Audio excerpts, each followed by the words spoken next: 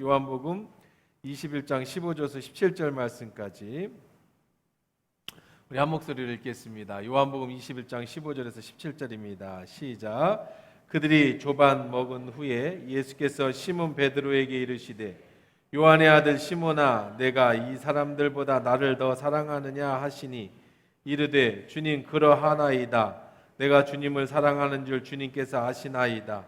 이르시되 내 어린 양을 먹이라 하시고 또 두 번째 이르시되 요한의 아들 시몬아 내가 나를 사랑하느냐 하시니 이르되 주님 그러하나이다.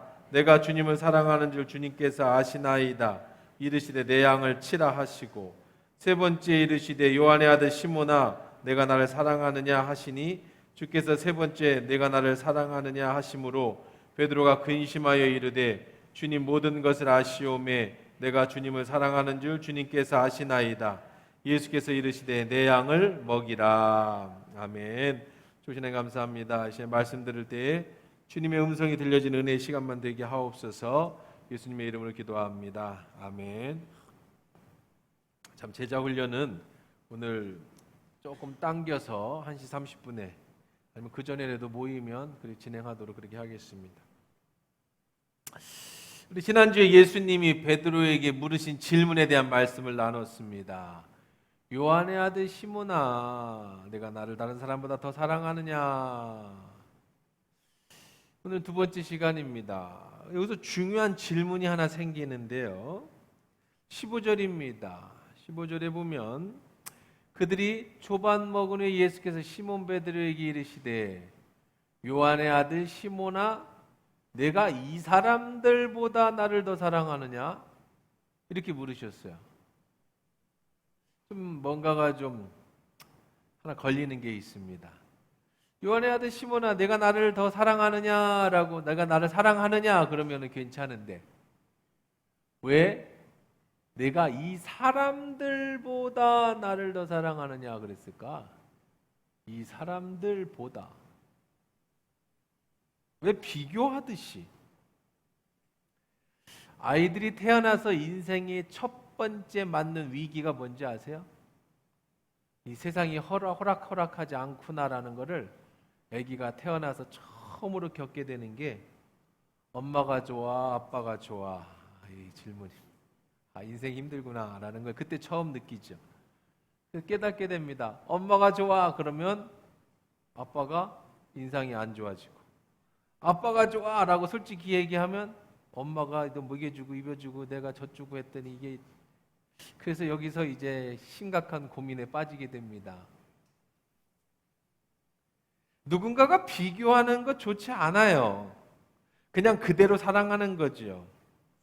예수님도 요한은 요한대로 예수님을 사랑하고 마태는 마태대로 사랑하고 마가는 마가대로 사랑하고 누가는 누가대로 사랑하고 아니 마태 마가 제자는 아닙니다만은 어쨌든 그렇게 베드로는 베드로대로 요한은 요한대로 야고보는 야고보대로 이렇게 예수님을 사랑하느냐 그러면 되지요. 왜 굳이 이렇게 내가 이 사람들보다라고 하는 경쟁을 시키셨을까? 예수님에게 11제자가 있습니다. 다 각자 예수님을 사랑하는 거 아닙니까? 자식이 많은 집에서 지금은 한둘밖에 안 나니까 여러분들 뭐 아주 황제 대접하고 집에서도 자식 사랑받고 싶어서 부모가 난리죠. 근데 옛날에는 자식이 10명씩 12명씩 낳던 시절에는 부모 사랑을 받으려고 자식들이 경쟁을 하듯이 했습니다. 엄마한테 잘 보이고 아빠한테 잘 보이고 엄마한테 이쁨을 받으려고 그렇게 아이들이 경쟁하듯이 했지요. 이런 것은 심리적으로나 아이들이 인성 발달에 좋은 영향을 끼치지 못합니다. 그런데 예수님은 왜 베드로에게 내가 이 사람들보다 나를 더 사랑하느냐라고 경쟁하듯이 물으셨을까요? 여러분 세상의 부모는 세상의 사랑은 경쟁하는 게 좋은 영향을 끼치지 못하지만 예수님을 향한 사랑은요 경쟁이 있어야 합니다. 사람과 사람의 지나친 경쟁은 피곤하게 만들고 그 사람의 잘못된 방향의 인성을 가져갈 수 있지만 예수님을 향한 사랑은요, 반드시 경쟁이 필요한 거예요.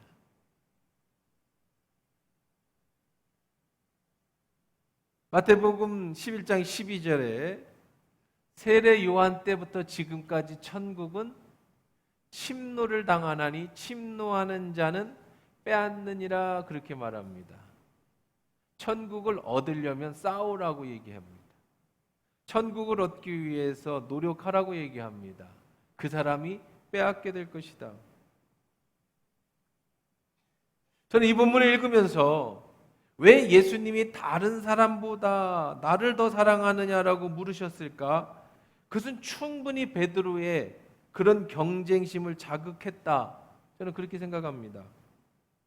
왜 그러냐면 베드로를 한번 생각해 보세요. 그는 항상 앞선 사람이었습니다. 이 사람들은 다 버릴지언정 나는 버리지 않겠습니다. 그때부터 베드로 예수님한테 얘기할 때도 항상 사람들하고 경쟁하듯이 저는 예수님을 버리지 않겠습니다. 제가 죽을지언정 주님을 배신하지 않겠습니다.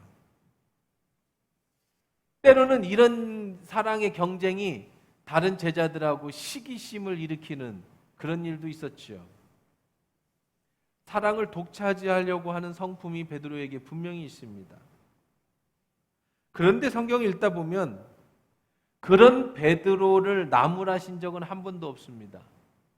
예수님은 그런 베드로를 믿어주셨고 또 예수님 오른편에는 항상 베드로가 설 수 있도록 그 자리를 열어놓으셨습니다. 항상 예수님 옆에는 베드로가 호위무사처럼 베드로를 지켜주고 있었습니다. 그런 베드로가 다른 제자들이 하지 않는 큰 실수를 저지르죠. 예수님을 모른다고 부인하고 심지어는 예수님을 저주했습니다. 이건 아주 창피한 일입니다. 고개를 들 수 없는 일입니다.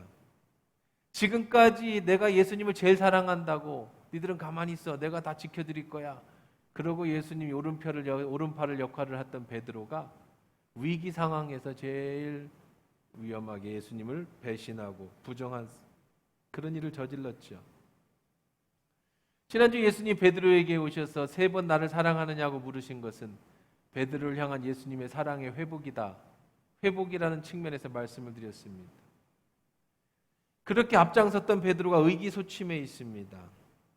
그런 베드로에게 예수님이 찾아오셔서 다시 옛날의 위치, 베드로의 그 첫 번째 위치로 회복시켜 주시는 거죠.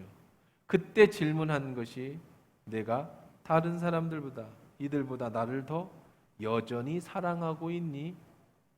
내가 나와 함께 있던 그 시절에 항상 내 옆에서 나의 사랑을 독차지하려고 그렇게 노력할 때 가장 나를 사랑하던 그 모습 그거 여전히 내 속에 남아있니? 그 마음이 변치 않니?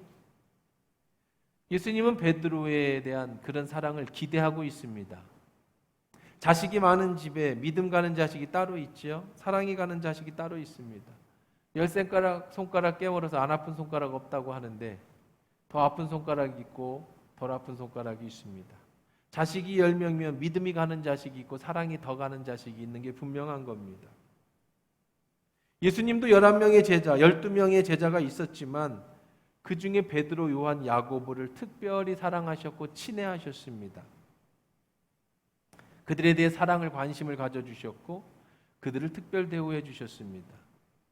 그리고 그 사랑으로 오늘 베드로를 다시 회복시켜 주지요. 우리도 그럴 때가 많습니다. 한때 예수님을 뜨겁게 사랑했다고 하는데 시간이 지나고 여러 가지 사건이 생기면서 점점 그 사랑이 내 안에서 식어져 가는 것을 느낄 때가 있습니다. 보통 첫사랑을 잃어버렸다라고 얘기를 하죠.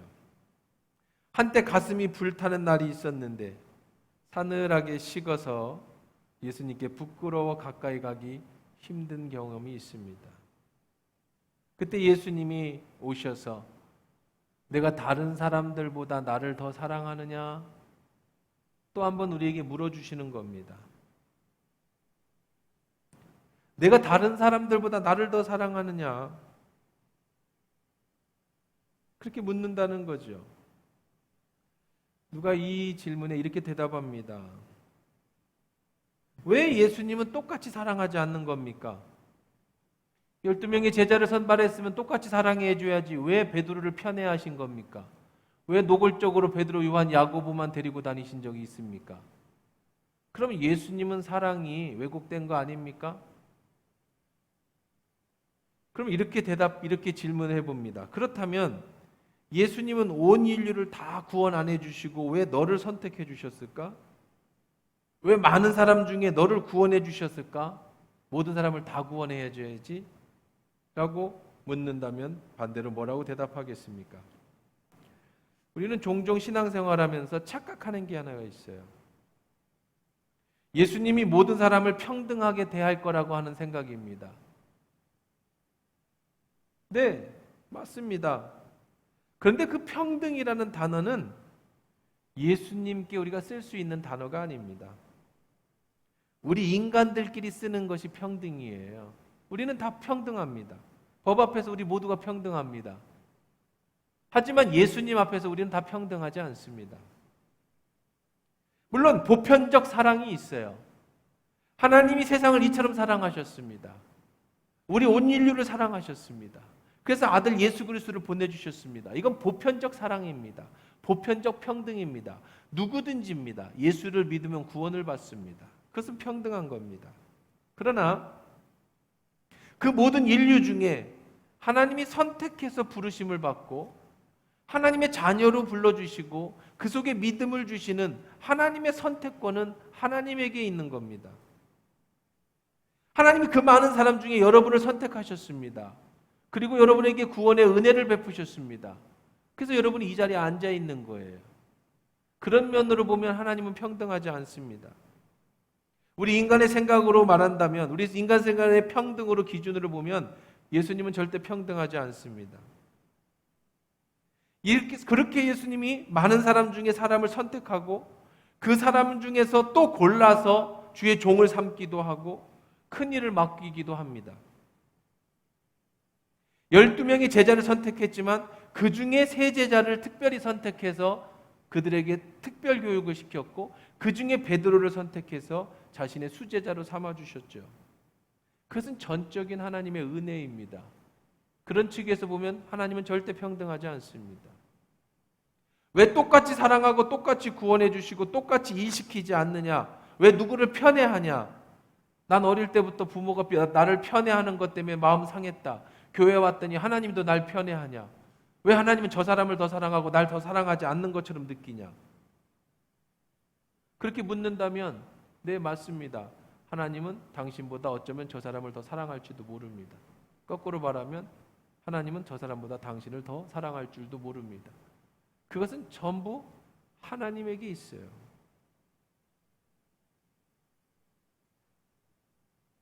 그래도 난 싫어.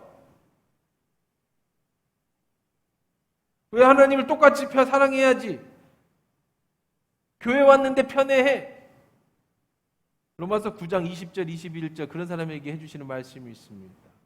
이 사람아, 네가 누구 귀에 감히 하나님께 반문하느냐? 지음을 받은 물건이 지은 자에게 어찌 나를 이같이 만들어놨냐 말하겠느냐? 토기장이가 진흙을 한 덩이를 하나는 귀하게 쓸 그릇을 하나는 천이 쓸 것을 만들지 권한이 없느냐? 천이가 아니고 천이. 귀하게 쓸 그릇을 만드는 거나 천하게 쓸 그릇을 만드는 건 누가 만드는 거예요? 토기장이가 만드는 거예요. 하나님이 우리를 만드신 창조자입니다. 하나님이 여러분을 선택하신 선택권자입니다. 하나님이 은혜를 주시되 누구에게 더 많은 은혜를 주느냐, 누구에게 더 큰 사랑을 베푸느냐, 그건 전적으로 하나님 손에 달려 있는 겁니다. 네가 뭔데, 너는 그릇으로서 만들어진 것에 감사해야지 왜 저 사람을 저렇게 사랑해 주시고 왜 저 사람을 저렇게 크게 써주시고 나는 이렇게 만들어 주십니까? 라고 네가 누군데 감히 하나님 앞에 그렇게 얘기할 수 있느냐, 그렇게 말하고 성경은 있습니다. 그저 여러분은 하나님 앞에 쓰임받는 사람으로 존재하면 된다는 거예요. 디모데후서 2장 20절 21절입니다. 큰 집에는, 집이 크면, 조그만 집에는 그릇이 없겠지만 큰 집에는 금그릇도 있고 은그릇뿐 아니라 나무그릇과 질그릇도 있어. 귀하게 쓰는 것도 있고 천하게 쓰는 것도 있나니 그러면 누구든지 이런 것에 대해 자기를 깨끗하게 하면 귀히 쓰는 그릇이 되어 거룩하고 주인 쓰임에 합당하며 모든 선한 일에 준비함이 되리라. 그러니 왜 저 사람을 더 사랑하냐, 날 덜 사랑하냐, 그런 것 갖고 쓸데없는 생각하지 말고, 그런 거에 너 마음 빼앗기지 말고, 네가 한 달란트면 한 달란트, 5달란트면 5달란트, 네가 금그릇이면 금그릇, 네가 은그릇이면 은그릇, 네가 사기그릇이면 사기그릇, 네 그릇에 맞게 네가 하나님 앞에 깨끗하게 준비되어져 있으면 하나님은 그렇게 사용하신다. 그러니 억울할 거 없어요. 저 사람을 더 사랑할 수도 있고 날 더 사랑할 수도 있고, 이 모든 것은 다 하나님의 은혜 속에 있는 겁니다. 분명한 건 예수님은 베드로를 선택했습니다. 분명한 건 예수님이 특별히 사랑했습니다. 전체 있는 데서 베드로에게 물었는지 조용히 둘만 얘기했는지 모르지만 분명하게 구별되게 이 사람들보다 나를 더 사랑하느냐고 그렇게 물었습니다. 예수님은 베드로를 특별 훈련시키셨습니다. 물 위도 베드로 혼자 걸었습니다. 변화산에 갈 때도 다른 제자를 데려가지 않았습니다. 베드로, 요한, 야고보만 데리고 갔습니다. 죽은 야이로의 딸 살릴 때도, 겟세마네 동산에 기도하실 때도 다른 제자들은 데려가지 않았습니다. 베드로, 요한, 야고보만 데리고 가셨습니다. 믿음 없는 다른 제자들이 오해를 없애고 특별히 수제자 교육을 위해서 특별히 선택해서 그들을 사랑했고 그들에게 일을 시키셨습니다. 그런 베드로가, 특별 교육을 받았고 항상 오른편에 있던 베드로가 예수님을 모른다고 부인하고 심지어 예수를 저주했으니 예수님의 마음이 얼마나 아프셨을까요? 또 그런 베드로가 얼마나 낙심하고 있었을까요? 그런 베드로에게 찾아와서 베드로야, 걱정하지 마. 네가 아무리 그랬어도 내가 너를 사랑하는 건 변함이 없어. 왜냐하면 나는 로고스의 그런 사랑으로 너를 사랑하니까. 예수님 하나님의 사랑으로 널 사랑하니까.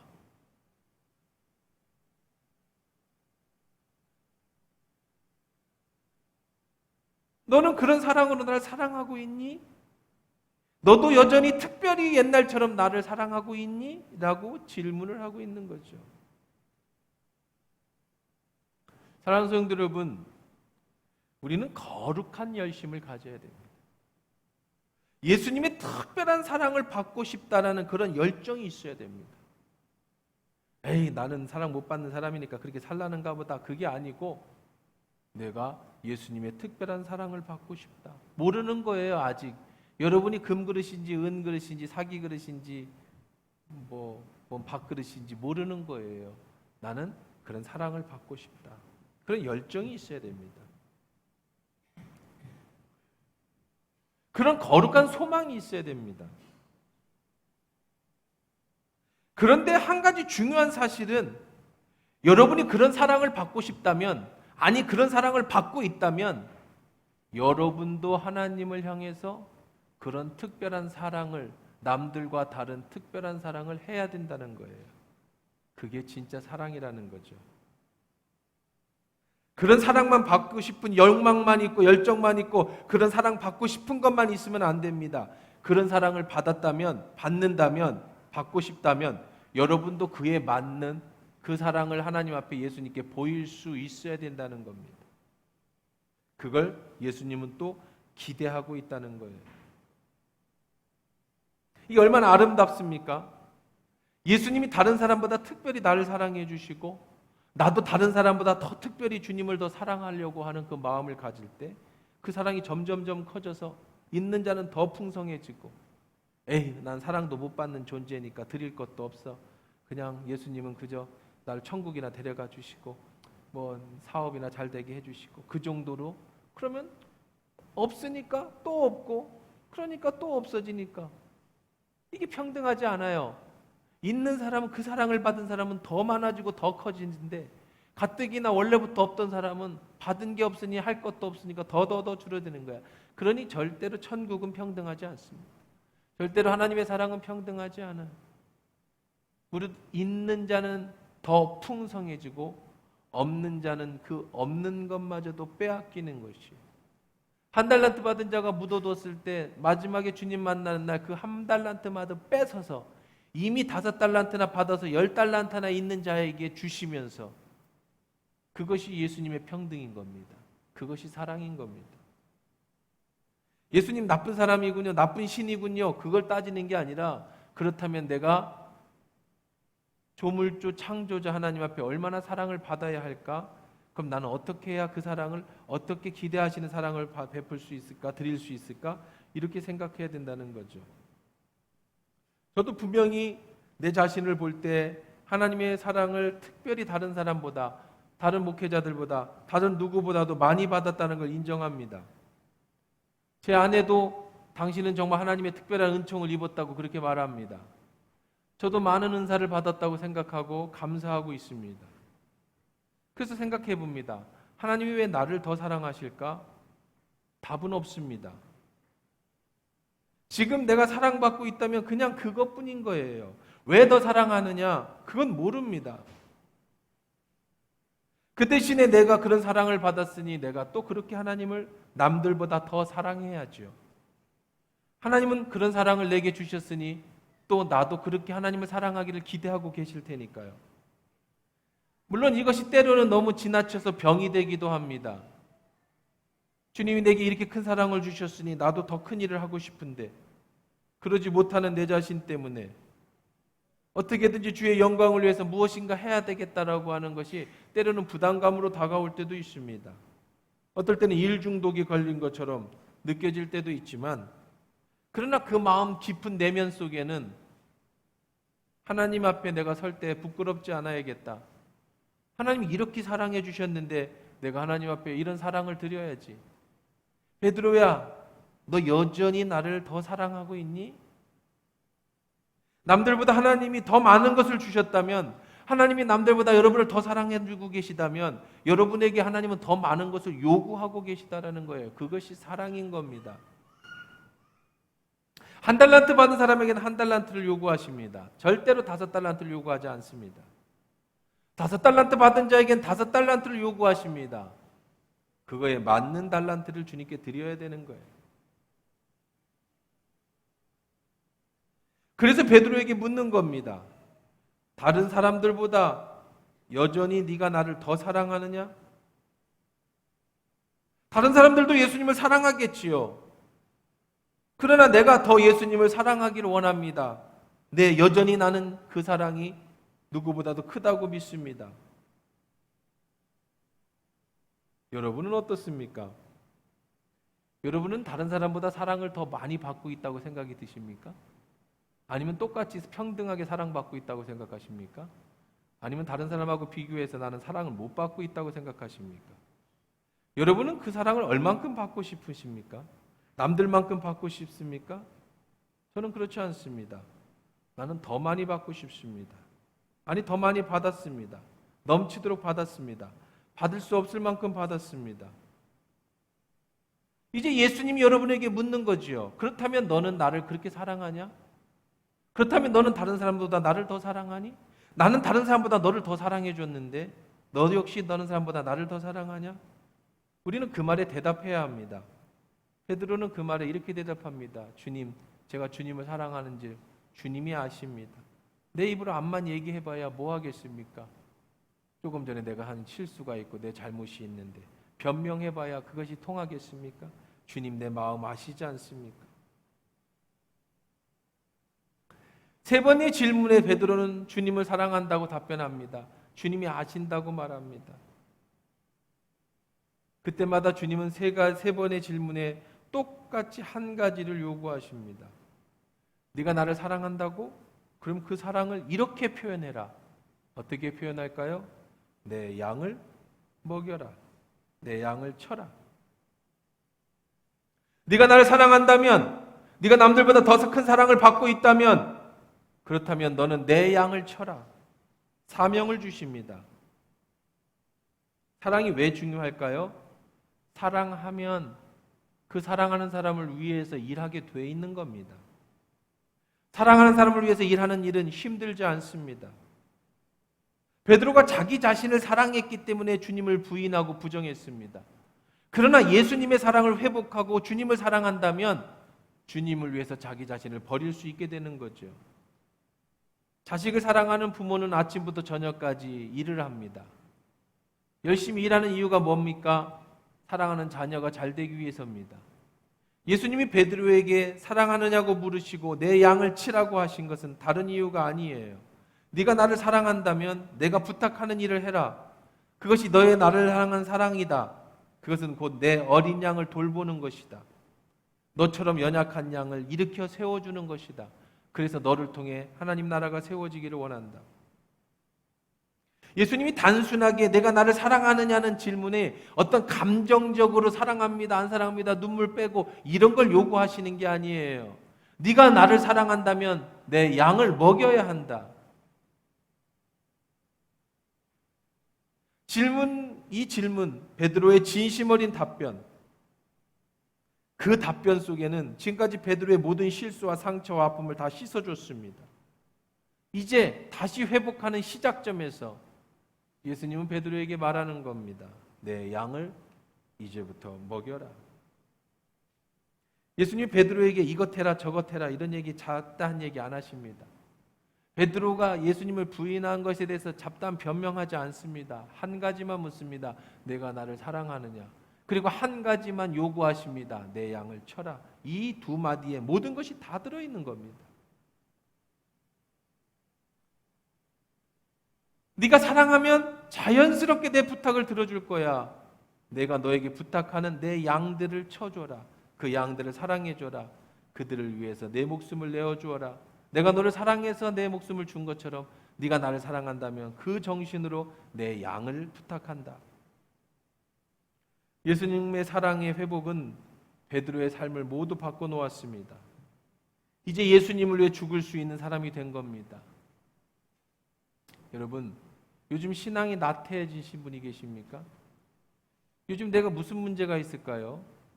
인생이 자꾸 삐걱삐걱하고 기름이 안 친 수레바퀴가 돌아가는 것처럼 그렇게 힘들게 돌아갑니까?